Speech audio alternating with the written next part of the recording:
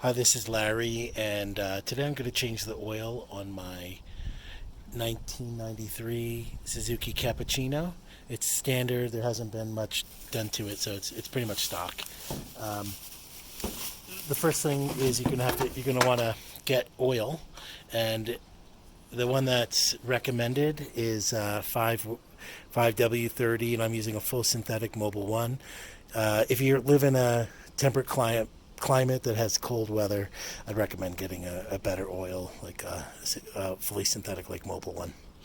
And then for the filter, if you look up Baldwin B33 filters, you'll find compatible filters.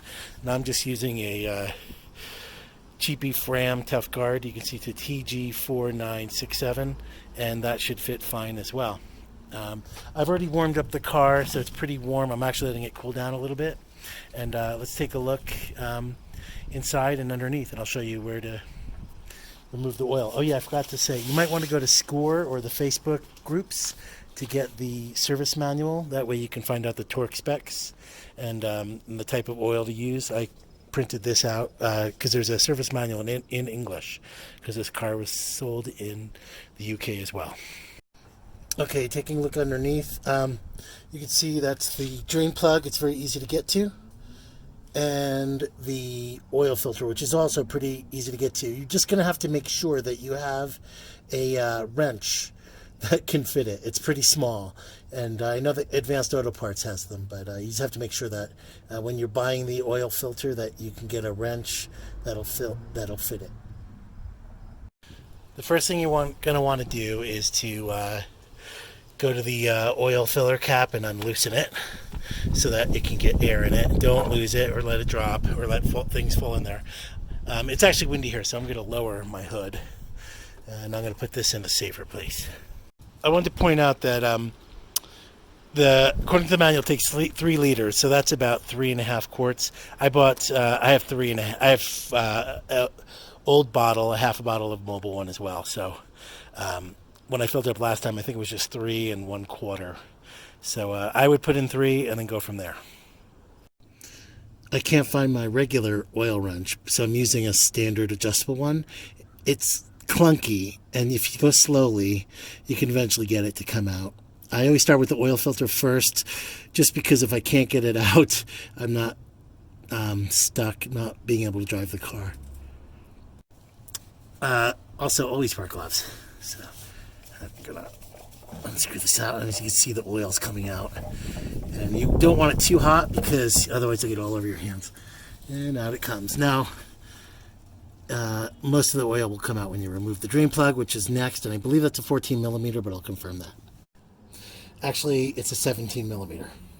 And I'll give you the torque specs after, or when I tighten it up. Just make sure that you have your oil pan adjusted, because it's going to shoot out. So make sure it's adjusted for that. And I'm going to take it out. Okay, I got the bolt out. It's a 17, and here's the fill bolt. And I've actually changed. There's a crush washer on here. I've already changed it out. I normally use the copper, but I only had the aluminum one, which should be fine. This is an M14, and you can get these almost in any parts store. You can always bring your old one in, and they can match it up. But the one I found at Advanced Auto Parts was M14, and it's aluminum. I just happen to have this one. And I'm going to give it about 15 minutes. And then I'm going to add, I'm going to button everything up and put in and then put in the oil. There's one important thing to do. You got to put oil on the filter, on the, sorry, nothing's staying still here. You got to just get some fresh oil. And if it's a different type of oil, it's fine. But you're going to put oil on the O-ring, on the rubber O-ring, on the filter. And this is, the manual says to do that as well. It's getting a little dark in here, but I waited 15 minutes. I'm going to be putting the filter in. I'm just doing it hand tight. I might torque it down 1/16 of a turn, but you don't need to make it tight. So I'm just going to shove it right in here. And you find the hole, and it goes right in, and you just tighten it up. Yep, there you go. Ta-ta-da. It's so easy. Okay, probably can't tell, but it's in there. And then I'm just going to do it hand tight. And that's it. Well, I've waited a bit long, or it got dark faster than I expected. To tighten it up, I'm going to tighten up the bolt and add the oil. And I'll just finish this up tomorrow. But I'm going to tighten it up now, and it says between 30 and 40 Newton meters. So that's kilogram meters or Newton meters, you can see. So I set it at 35. So, and I'll go tighten this up. Hi, you can see the engine. I've actually just put a funnel there. It's gotten a bit dark here, so I'm just gonna. Anyway, I'll fill it up. I'm gonna fill it up with 3 quarts, and that should be enough. I'm gonna then let it sit for a little bit, probably 5 minutes. Then I'll level the engine and run the car for a few minutes. Let it sit, and then check the oil level. Make sure that it's not over full. I definitely don't want to overfill it. So then I'll add a little bit of oil until I get it to exactly where I want it. Just gonna slowly add the oil.